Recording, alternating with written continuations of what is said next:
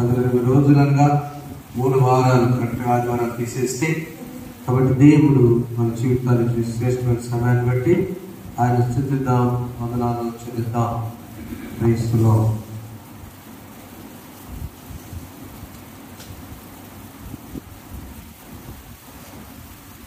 దేవుని వాక్యంలోకి వెళ్దాం. ప్రభునందు ప్రియులారా, ప్రభు అయిన యేసుక్రీస్తు అందరికీ సాయంకాల శుభములు, వందనాలు. మీడియా వారికి ప్రత్యేక వందనాలు. అటువంటి వారికి శుభాలు తెలియజేస్తూ ఈ 18వ దినాన ఈ లెంటిలోని ధ్యానంలో మనం ఉన్నాం. కాబట్టి మరి ప్రత్యేకమైన కాలం ఇది కాబట్టి మీ అందరికీ శుభాలు తెలుసు. దైవజనరాలు నేటి ఇశ్రాయేల్ శ్రమల గురించి ధ్యానం చేయాలని ఆహ్వానిస్తున్నాం. అందరూ కలిసి ఒక పనులు పాడుకుందాం.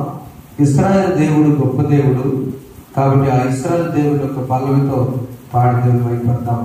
ఇశ్రాయేలు దేవా నిరంతరము స్తోత్రాలుడా, నీ ప్రభావ నామముతో కొనియాడెదము ప్రభువా, నీ ప్రభావ నామముతో కొనియాడెదము ప్రభువా.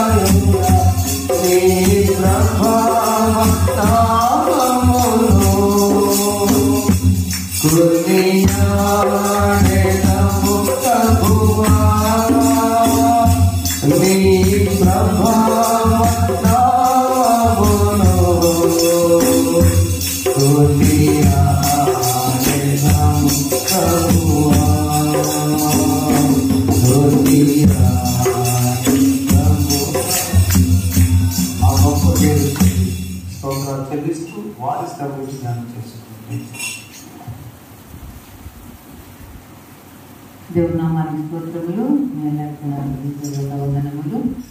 అందరిస్తున్న వారికి కూడా మరొకసారి నా హృదయపూర్వక వందనములు. మనం 2005వ సంవత్సరం శ్రమకాల ధ్యానాల్లో ఉన్నాం. మనం ఇది 18వ రోజు, అంటే లెంట్లోని 3వ వారంలో మనం ఉన్నాం. మొదటిగా లెంట్ అంటే ఏంటో తెలుసుకున్నాం. ఉపవాసం ఉండి ప్రార్థించమని. తర్వాత ఉపవాసం గురించి, నిజమైన ఉపవాసం ఏంటో తెలుసుకున్నాం. నిజమైన ఉపవాసం చేసే వాళ్ళు ఏం చేస్తారు అంటే మొదటి వారంలో ప్రార్థన చేస్తారు. ఎవరెవరు ఎలా ప్రార్థించాలో మనం ఆ వారం అంతా నేర్చుకున్నాం, ధ్యానించాం. ఆ ప్రార్థన చేసేవారు ఎలా ప్రార్థిస్తారు? విశ్వాసంతో ప్రార్థిస్తారు. ఎవరు నిజమైన ఉపవాసం అంటే ఏంటో తెలుసుకున్న వాళ్ళు ప్రార్థిస్తారు. ఎలా ప్రార్థిస్తారు? విశ్వాసంతో ప్రార్థిస్తారు. విశ్వాసంతో ప్రార్థించిన వారి యొక్క వివరాలు మనం 2వ వారంలో నేర్చుకున్నాం, ధ్యానించాం. ఈ 3వ వారంలో ఉపవాసం ఆచరించేవారు, ప్రార్థించేవారు విశ్వాసంతో ప్రార్థించే వారికి కలిగేటువంటి శ్రమల గురించి ఈ వారమంతా మనం ధ్యానిస్తూ ఉన్నాం. మొదటిగానే నిన్నటి దినాన యోబు యొక్క శ్రమల గురించి నేర్చుకున్నాం, ధ్యానించాం. ఎందుకు శ్రమల గురించి ధ్యానించాలి అంటే చూద్దాం. యాకోబు రాసిన పత్రిక 5వ అధ్యాయము 10 నుంచి 11 వచనాల్లో వ్రాయబడినటువంటి మాటలు. శ్రమల గురించి మీరు ఎందుకు ధ్యానించాలి, ఎందుకు నేర్చుకోవాలి? నా సహోదరులారా, ప్రభు నామమును బోధించిన ప్రవక్తలను శ్రమానుభవమునకును ఓపికను మాదిరిగా పెట్టుకునుడి, సహించిన వారిని ధన్యులనుకొనుచున్నాము కదా. యోబు యొక్క సహనమును గురించి వింటిరి.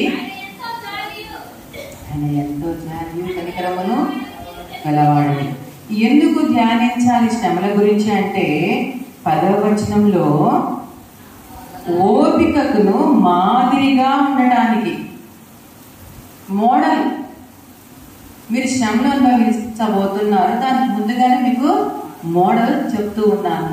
ఇవి శ్రమలంటే ఇవి. ఒక చిన్న ప్రార్థన చేసుకొని ఈ యొక్క శ్రమల జ్ఞానాన్ని ప్రారంభించుకుందాం. ప్రేమ గల ప్రియపరులో గొప్ప తండ్రి, ఈ యొక్క 3వ వారమున దేవా తండ్రి గొప్ప శ్రమల గురించి మేము ధ్యానిస్తూ ఉన్నాం. దేవా తండ్రి శ్రమల ద్వారా మేము ఏమి నేర్చుకోవాలో మీరు మాతో మాట్లాడు.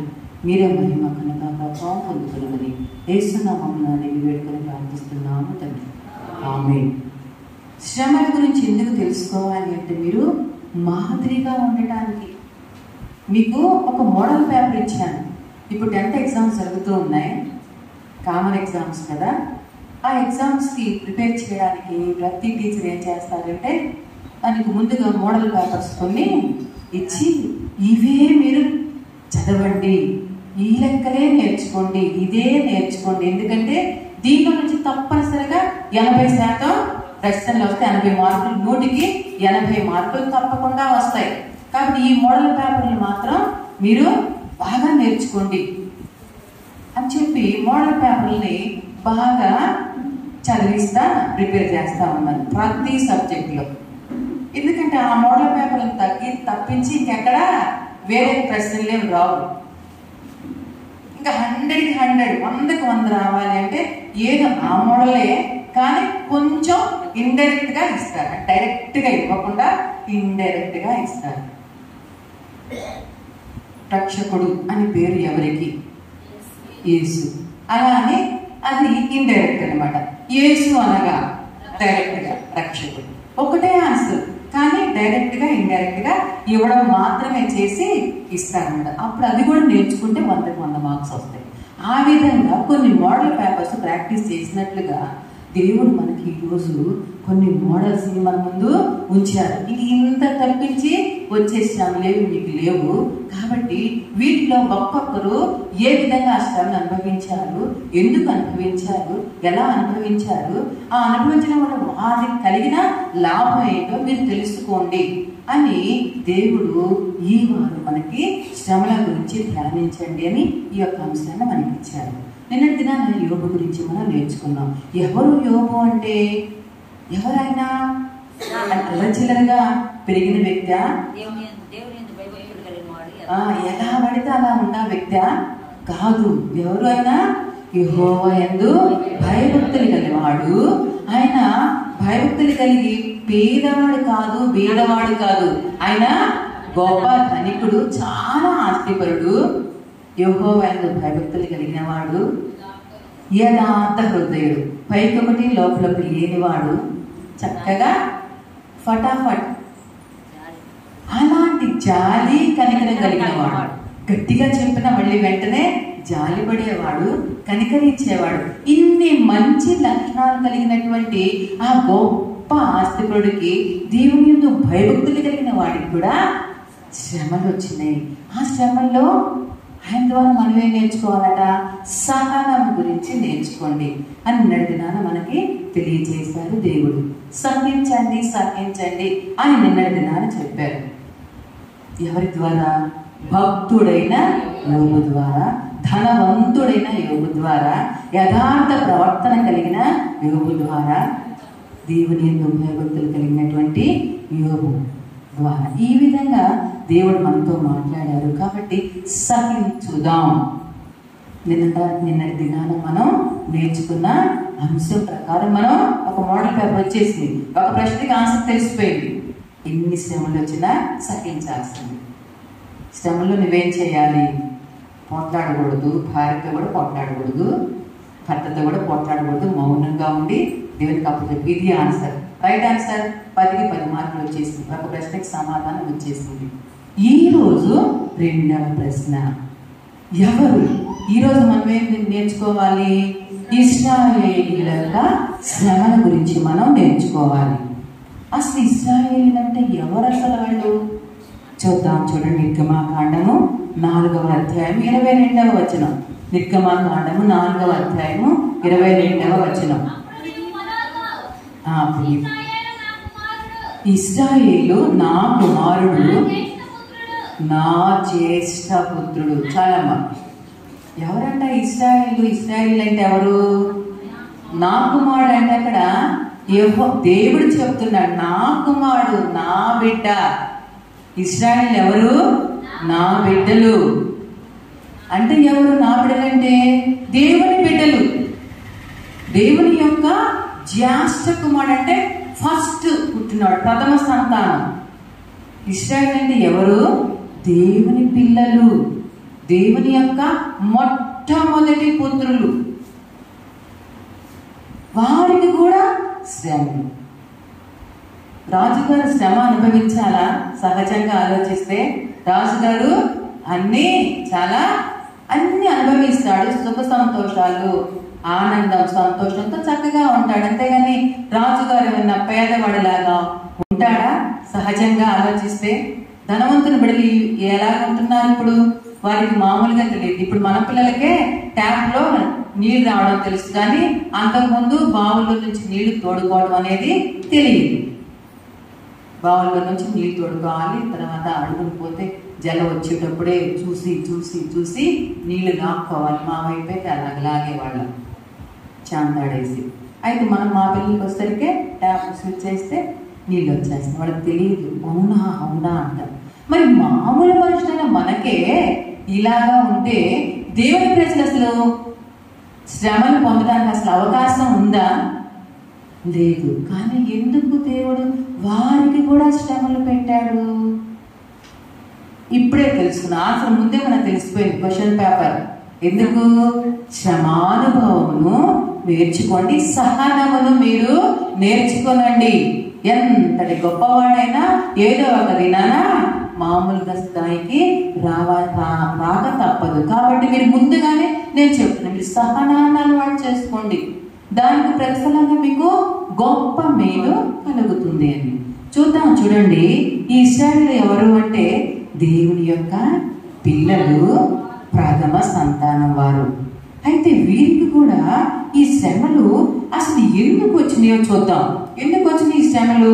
నిర్గమాకాండం ఇప్పుడు మనం చదువుకున్నాం. నిర్గమాకాండం 1వ అధ్యాయము 7వ వచనంలో ఫస్ట్ పాయింట్, అసలు ఆ ఇశ్రాయేలీయులు ఎక్కడి నుంచో వచ్చారు. యోసేపు ద్వారా వచ్చారు. 1వ వచనంలోనే ఉంది. యాకోబు ద్వారా వచ్చినటువంటి ఇశ్రాయేలీయులు, ఆ 12 మంది సంతానం, వారి సంతానం, వారి మనుమ సంతానం అందరూ వచ్చి ఉన్నారు. వచ్చిన తర్వాత చివరి వారు ఎలా అయ్యారు? బహు సంతానం కలిగి ఉన్నారు. ఫస్ట్ పాయింట్, ఎక్కువ మంది పిల్లలుంటే అదే గొప్ప ఆస్తి. ఎంతమంది పిల్లలుంటే అంత అదే గొప్ప ఆస్తి. ధనం కంటే కూడా కదా, ఐశ్వర్యం కంటే కూడా. అలాగన వాళ్ళు మొట్టమొదటి వాళ్ళు చాలా బహు సంతానం కలిగి ఉన్నారు. రెండవది అభివృద్ధి పొందారు. వాళ్ళు ఎక్కువ మంది సంతానం ఉండి ఏదో ముగ్గుతూ ములుగుతూ ఉండలా, చాలా అభివృద్ధిగా సంతోషంగా అభివృద్ధి చెంది ఉన్నారు. ఆ తర్వాత విస్తరించి అత్యధికంగా ప్రబలి. ఫస్ట్ వాళ్ళు బహుమంది ఎక్కువ సంతానం కలిగి ఉన్నారు, వారు అభివృద్ధి చెందారు, వారు ఇంకా విస్తరించారు, ఇంకా అత్యధికంగా ఆశీర్వదించబడ్డారు. అమ్మో, ఇంకా ఈ దేశంలో కంటే వాళ్ళే ఎక్కువైపోయారు, బాగా ఎక్కువైపోయారు. అందుకని వారికి భయం వేసింది. ఇశ్రాయేలు బాగా ప్రబలిపోయారు, ఎక్కువ మంది సంతానం అభివృద్ధి చెందారు, విస్తరించారు, ఇంకా అత్యధికంగా ఆశీర్వదించబడి ఉన్నారు. అందుకని భయం వేసింది. అది మొట్టమొదటి కారణం. రెండవ కారణం కూడా చూద్దాం. 9వ వచనం. వాళ్ళు ఎందుకు శ్రమ పెట్టాలి? ఇదిగో ఇశ్రాయేలు సంతతి అయిన ఈ జనులు, మనకంటే విస్తారముగా బలిష్టముగా ఉన్నారు. మొట్టమొదటి పాయింట్. మొదటేమో బాగా అభివృద్ధి చెందారు, విస్తరించారు, అత్యధిక సంతానం కలిగి ఉన్నారు, తర్వాత విస్తారంగా ఉన్నారు. రెండవది, వాళ్ళు విస్తారంగా ఉండడమే కాదు, వాళ్ళు బలిష్టంగా ఉన్నారు. తర్వాత మూడవ కారణం 10వ వచనం. వారు విస్తరింపకుండానట్లు అది వారికి విస్తరించకూడదు. ఎందుకంటే విస్తరిస్తే ఇంకా దాని తర్వాత ఉంది చూడండి, యుద్ధము కలిగినప్పుడు కూడా మన శత్రువులతో చేరి మనకు విరోధముగా యుద్ధం చేసి ఈ దేశంలో నుండి వెళ్ళిపోదురేమో అని. ఇది మొట్టమొదటి వారి సంతానం అధికంగా ఆశీర్వదించబడింది, విస్తరించబడింది, తర్వాత అభివృద్ధి చెందబడింది, ఆశీర్వదించబడింది. రెండవదిగా వారు విస్తారంగా ఉండడం మాత్రమే కాదు, వారు బాగా బలిష్టంగా ఉన్నారు. బలిష్ఠులుగా ఉండడం మాత్రమే కాదు, వారు మన శత్రువులకి వాళ్ళలో చేరిపోయి మనకు విరోధంగా యుద్ధం చేసి మనల్ని ఓడించి వాళ్ళు మన దేశం నుండి వెళ్ళిపోతారేమో, మనకి పని చేసేవారు ఎవరు ఉండరు అని అనుకున్నారు. అందుకని ఇశ్రాయేలుని శ్రమ పట్టడం ప్రారంభించారు, మొదలు పెట్టారు. వాళ్ళు ఏ విధంగా శ్రమ పెట్టారు? మొట్టమొదటిగా చూసాం మనం, ఎందుకు ఇశ్రాయేలుని శ్రమ పెట్టవలసి వచ్చింది?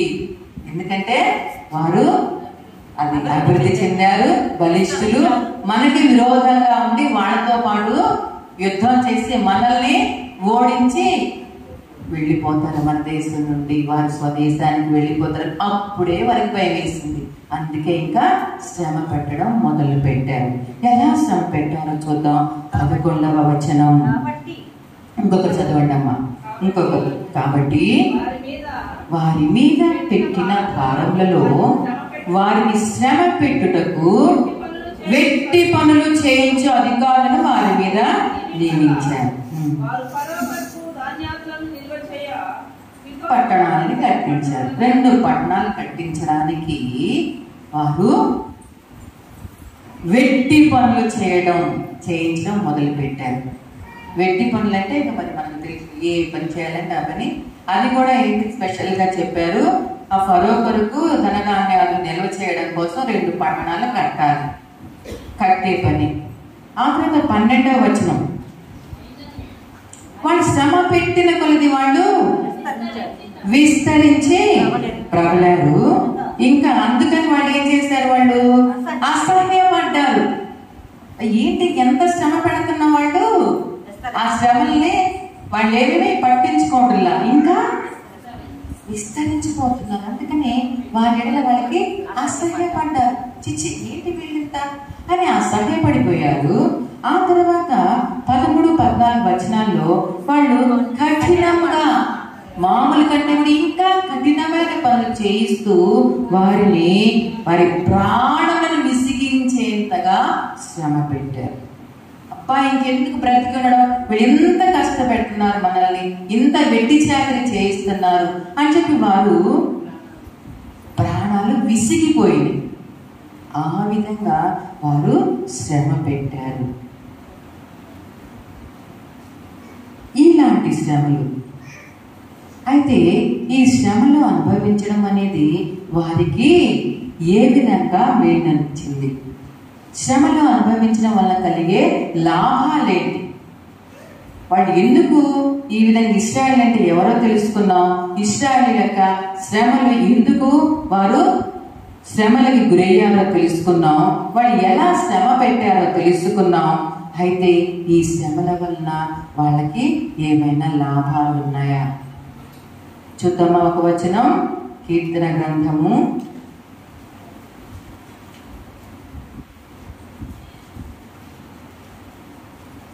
119వ కీర్తన 119వ కీర్తన 71వ వచనం. నీ కట్టని నేర్చుకున్నట్లు శ్రమ నుండి ఉండుట నాకు మేలాయను అని దావీదు మహారాజు చెప్తున్నారు. కాబట్టి శ్రమ నుండి ఉండుట మేలు అని చెప్తున్నారు. కాబట్టి శ్రమల వలన లాభమా నష్టమా? శ్రమల వలన లాభమా నష్టమా? శ్రమ నుండి ఉండుట మేలు, లాభము. శ్రమ నొందడం, కష్టపడడం, బాధపడడం, ఇంకా ఇబ్బంది పడడం, ఇరుకున పడడం, మూలగడం, మొర్ర పెట్టడం, ఇవన్నీ శ్రమలు అంటే. నష్టపోవడం, ఇవన్నీ కూడా శ్రమలు. ఇలాగ జరిగినప్పుడు మనకి లాభమా నష్టమా? శ్రమ నుండి నాకు మేలు. మేలులు నీ మేలులు మరచిపోలేనయ్యా, మేలులు నీ మేలులు మరచిపోలేనయ్యా.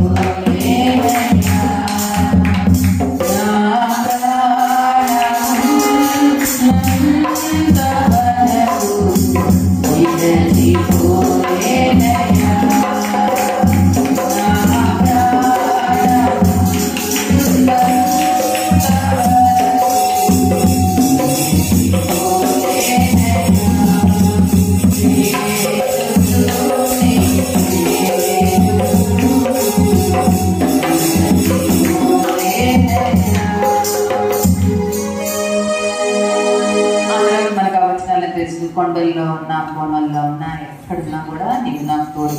కాబట్టి నువ్వు మేలు, మీరు శ్రమ పొందుట మీకు మేలు, మనము శ్రమ పొందుట మనకు మేలు.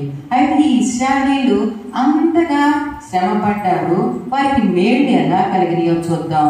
ఏంటా మేలు? ఇశ్రాయేలు కలిగిన మేలు, శ్రమల వల్ల ఇశ్రాయేలు కలిగినటువంటి మేలులు లేదా లాభాలు చూద్దాం. నిర్గమాకాండం 2వ అధ్యాయము 23వ వచనం. నిర్గమాకాండం 22వ అధ్యాయం 23వ వచనం. అలాగా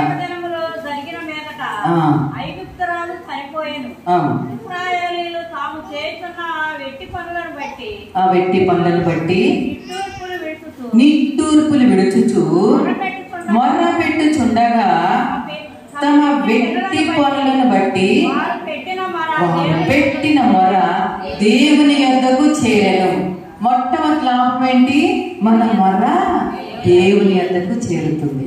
కాబట్టి ఇశ్రాయేలు తమను కష్టపడుతున్నారని చెప్పి దేవునికి మొర పెట్టుకున్నారు. ఆ మొర దేవుని యొద్దకు చేరింది. మన ప్రార్థనలు, మనం శ్రమల్లో ఉన్నప్పుడు మనం చేసే ప్రార్థనలు దేవుని యొద్దకు తప్పకుండా చేరతాయి. సంతోషంగా ఉన్నప్పుడు మనం చేసిన ప్రార్థనల కంటే కష్టపడినప్పుడు, శ్రమల్లో ఉన్నప్పుడు చేసిన ప్రార్థనలు దేవుని యొద్దకి డైరెక్ట్ గా చేరుతాయి. కాబట్టి మన మొరలు తప్పకుండా దేవుడు వింటాడు, దేవుని యొద్దకు చేరతాయి. మొట్టమొదటిది అది లాభం. రెండవది 24వ వచనం. కాగా మరొకరు చదువుతాం. కాగా దేవుడు వారి మూలుగును విని అబ్రహాము, ఇస్సాకు, యాకోబులతో తాను చేసిన నిబంధనను జ్ఞాపకము చేసుకునేను. మన మొర్ర దేవుని దగ్గరికి చేరుతుంది. ఆ తర్వాత దేవుడు మనకి ఏ వాగ్దానం ఇచ్చాడో ఆ వాగ్దానం దేవుడు వెంటనే గుర్తు చేసుకున్నాడు. అయ్యో, ఆ బిడ్డ కోసం నీ వాగ్దానం ఇచ్చానే, అబ్రహాము, ఇస్సాకు, యాకోబులకు ఏ వాగ్దానం ఇచ్చాడు దేవుడు? నేను నీకు తోడై ఉంటాను, నీకు సహాయం చేస్తాను, నీ సంతతిని విస్తరింప చేస్తాను అని దేవుడు ఎంతగా గొప్ప వాగ్దానం ఇచ్చిన అబ్రహాముకి. నీ సంతానం ఇసుక రేట్ల వల్లే, ఆకాశపు నక్షత్రాల వల్లే, ఇసుక రేట్ల వల్లే విస్తరింప చేస్తాను.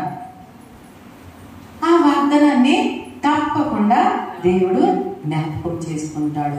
మన ప్రార్థనలు మొట్టమొదటి మన ప్రార్థన దేవుడి సన్నిధికి చేరుతుంది. ఆ తర్వాత దేవుడు మనతో ఏ నిబంధన చేశారో అది జ్ఞాపకం చేసుకుంటాడు దేవుడు. ఆ తర్వాత చూద్దాం 25వ వచనం. దేవుడు ఇశ్రాయేలును చూచెను, దేవుడు వారి యందు లక్ష్యించెను. మూడవ లాభం, దేవుడు మనల్ని చూస్తాడు. అలాగనే దేవుడు మన యందు లక్ష్యం ఉంచుతాడు, దృష్టి పెడతాడు. ఈ అమ్మాయికి ఏది కావాలి, ఏది మేలు? ఈ అమ్మాయిని బురదలో నడిపించడం మంచిదా, లేకపోతే ఎండలో నడిపించడం మంచిదా, ఇసుకలో నడిపించడం మంచిదా? ఈ విధంగా దేవుడు మిమ్మల్ని చూస్తాడు. ఎవరైతే కష్టపడుతున్నారో, ఎవరైతే శ్రమ పడుతున్నారో వారి బాధలను, వారి వేదనలను దేవుడు చూస్తాడు. చూసి నీ మీద లక్ష్యం ఉంచుతాడు. ప్రియమైన దేవుని బిడ్డలారా, శ్రమల గురించి మనం ధ్యానిస్తున్న అందరు నా వైపే చూడండి. చిన్నపిల్లలు చక్కగా ఆడుకుంటారు, తిరుగుతారు. ఈ మాటలు మరలా మరలా దొరకవు. కాబట్టి దేవుడు మాట్లాడేటప్పుడు ఎవరు కూడా డిస్టర్బెన్స్గా ఉండకూడదు. అందరు నా వైపే చూడండి, అటు ఇటు కూడా చూడకూడదు. దేవుడు అట్లేడు ఇటే ఉన్నాడు కాబట్టి ఇటువైపే చూడండి. ఇశ్రాయేలు అంటే ఎవరు? మొట్టమొదటిగా వారు దేవుని బిడ్డలు, దేవుని కుమారులు, మరియు ప్రత్యేకించి జ్యేష్ఠ కుమారుడు, ప్రథమ సంతానం ఇశ్రాయేలు అంటే. మరి ఇశ్రాయేలు ఎందుకు శ్రమపడవలసి వచ్చింది? వారు విస్తరించారు, బహుసంతానం కలిగి ఉన్నారు, అభివృద్ధి చెందారు, ఆశీర్వదించబడుతూ ఉన్నారు. అందువల్ల ఐగుప్తీయులకి వారి మీద అసహ్యం పుట్టింది. వారిని శ్రమ పెట్టడం మొదలు పెట్టారు. ఏ విధంగా శ్రమ పెట్టారు? వెట్టి పనులు చేయించారు, కఠినంగా సేవ చేయించారు, కఠినంగా సేవ చేయించారు. పట్టణాలు కట్టించుకున్నారు వారి చేత. అయితే వారి వలన లాభమా నష్టమా? ఆ కష్టాల వల్ల లాభమా నష్టమా? లాభమే. ఏంటి లాభం? మొట్టమొదటిగా ఇశ్రాయేలు మొర దేవుని మీదకు చేరింది. రెండవదిగా నిబంధనను అంటే మన పితరులకు ఇచ్చిన నిబంధనను జ్ఞాపకం చేసుకున్నాడు దేవుడు. మూడవదిగా దేవుడు వారందరినీ చూచాడు, ప్రత్యేకించి వారి యందు లక్ష్యం ఉంచాడు. కాబట్టి మన దేవుడు మన శ్రమలు అనుభవిస్తూ ఉంటే, ఎవరైతే మనం ఇశ్రాయేలు అని అనుకుంటున్నామో, ఎవరైతే మనం దేవుని యొక్క బిడ్డలం అని మనం ఎవరైతే అనుకుంటున్నామో, దేవుని బిడ్డలు ఎవరైతే శ్రమలు అనుభవిస్తున్నారో వారికి దేవుడు ఇచ్చేటువంటి లాభం ఏంటి? దేవుడు నిన్ను చూస్తాడు, నీ లక్ష్యం ఉంచుతాడు, నీకు ఇచ్చినటువంటి నిబంధనను గుర్తు చేసుకుంటాడు, నీ పితరులకు ఇచ్చిన నిబంధనను గుర్తు చేసుకుంటాడు, నీ మొరను వింటాడు. ఇంకా దేవుడు వింటే ఇంకేంటి మనకి నష్టమే ఉంది? దేవుడు వింటే ఇంకా మనకి ఇంకా అవసరత ఏముంది? నీకేది అవసరం అది నీకు తీర్చే దేవుడు. మరి ఇశ్రాయేలు ఏ విధంగా దేవుడు ఆదుకున్నాడో, వారి యొక్క మొరని ఏ విధంగా విన్నాడో మరి కొద్ది నిమిషాల్లో చూద్దాం. మొట్టమొదటిగా వారికి కలిగినటువంటి ఆ ఫలితం ఏంటో చూద్దాం. ఇశ్రాయేలు 3వ అధ్యాయము, నిర్గమాకాండం 3వ అధ్యాయము 7-8 వచనాలు జాగ్రత్తగా చూద్దాం. అందరూ చూద్దాం. 3వ అధ్యాయం, నిర్గమాకాండం 3వ అధ్యాయం 7-8 వచనాలు. యెహోవా ఇట్లా నేను ఐగుప్తులోనున్న నా ప్రజల బాధను నిశ్చయముగా చూచుతని, పనిలో తమను కష్టపెట్టు వారిని బట్టి వారు పెట్టిన మొరను వింటిని, వారి దుఃఖములు నాకు తెలిసే ఉన్నవి.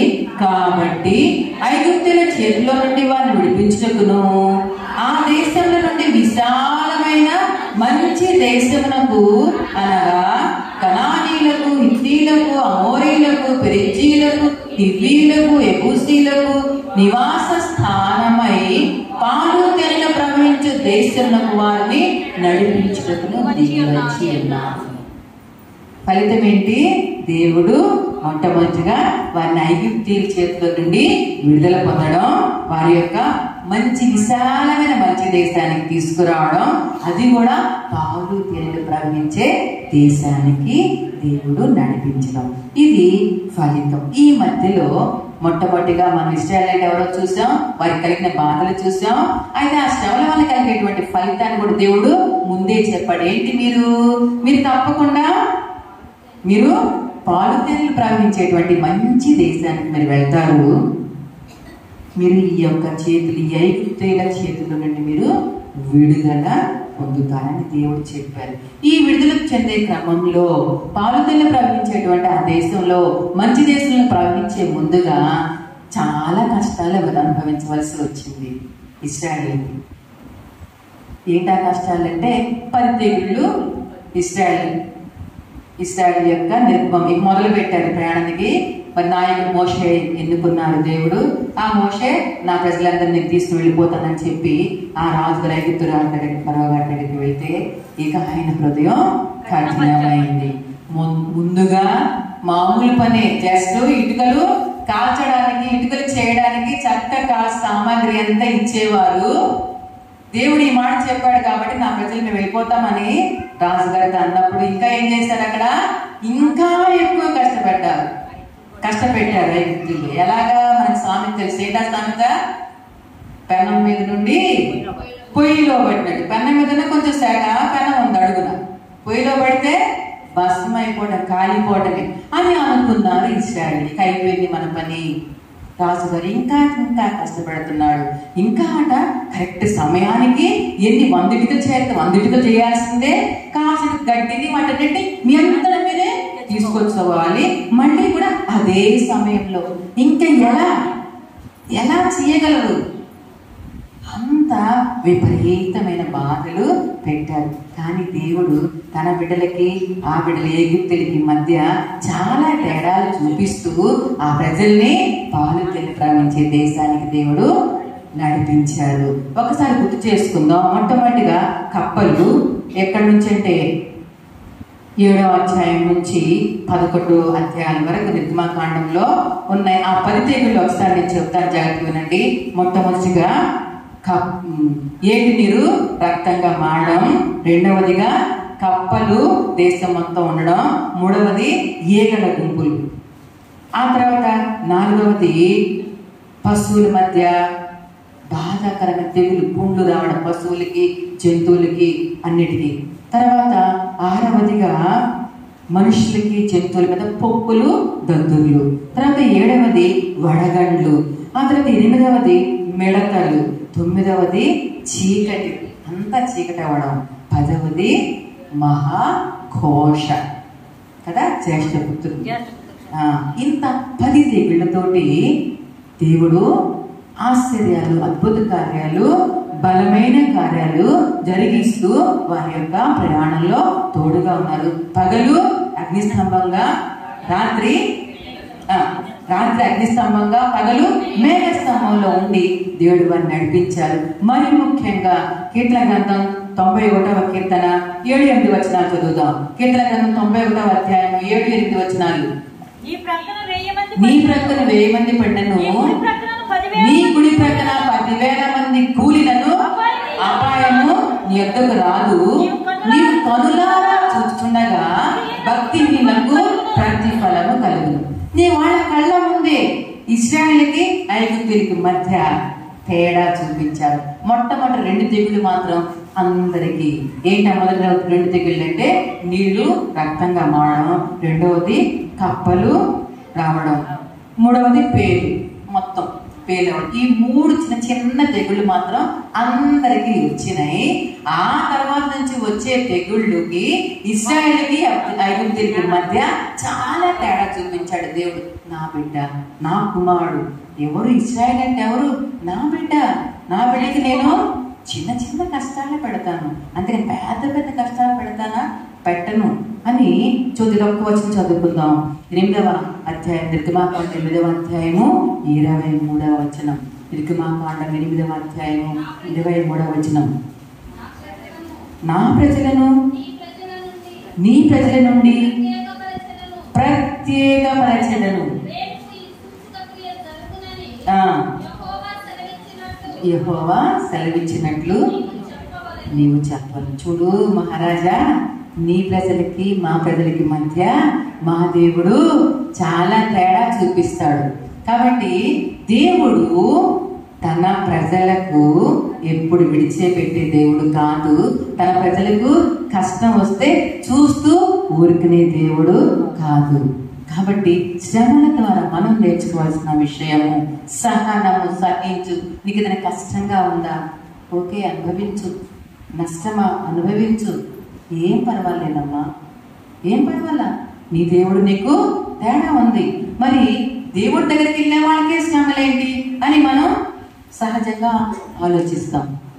చర్చికి వెళ్ళే వాళ్ళకి అన్ని కష్టాలు అన్ని నష్టాలని చాలా మంది అంటుంటారు. ప్రశాంతంగా ఉన్నారు మిగిలిన వాళ్ళందరూ. కానీ మాకే ఎన్నికలా జరిగింది, మీకే జరుగుతుంది. ఎందుకంటే నేను మీకును వారికి మధ్య తేడా చూపిస్తాను అని మన దేవుడు మనతో చెప్తాను. కాబట్టి ప్రియమైన బిడ్డలారా, ఈ 3వ వారంలో ఉన్న మనం శ్రమల గురించి భయపడవద్దు. శ్రమలు మనకు మేలునిచ్చేవి. కాబట్టి శ్రమ నుండి నాకు మేలు. మొదటిగా గొప్ప ధనవంతుడు, నీతిపరుడు, దేవుని భయభక్తులు కలిగిన యోబు యొక్క శ్రమలు చూసి సహనం నేర్చుకున్నాం. రెండవదిగా ఇశ్రాయేలు శ్రమల నుంచి మనం అనుభవించడం నేర్చుకుందాం. ప్రతి శ్రమని కనులారా చూద్దాం, అనుభవిద్దాం.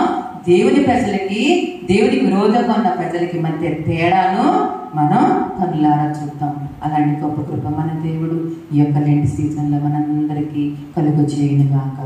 ఆమేన్. అవకాశం ఇచ్చిన వారికి, సంఘానికి మరొకసారి ధన్యవాదాలు.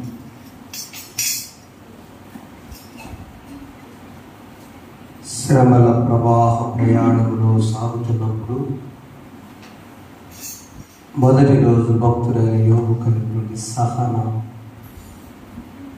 ఆయనకున్నటువంటి కనికరం, జాలి, ఏ పరిస్థితులైనా కలిగి ఉన్నాడు, రెండంతలుగా ఆశ్రయించాడు.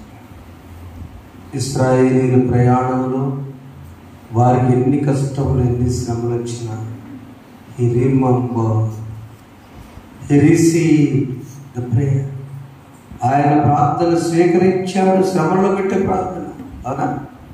చక్కగా he remembered the promise. ఏ మాట ఇచ్చాడో వాగ్దానాన్ని జ్ఞాపకం చేసుకున్నాడు. he saw, ఆయన చూచాడు, జ్ఞాపకం చేసుకొచ్చి చూచాడు. అండ్ ఫోకస్, ఆయన లక్ష్యం ఇచ్చాడు. ప్రేమల వారు మన శ్రమలో చేసే ప్రార్థన చెప్పండి, ఆయన వింటాడా లేదా? వింటాడు. రెండు, మనం ప్రార్థన అంశం జ్ఞాపకం చేసుకుంటాడు లేదా? చెప్పండి, జ్ఞాపకం చేసుకుంటాడు. నిబంధన అంటే మాట ఇచ్చాడంటే. మూడవదైన చూచాడు. నాలుగవదైన లక్ష్యం. దేవుడు ఈ శ్రమల ప్రవాహంలో మన పైన ఆయన కృప చూపును కాక.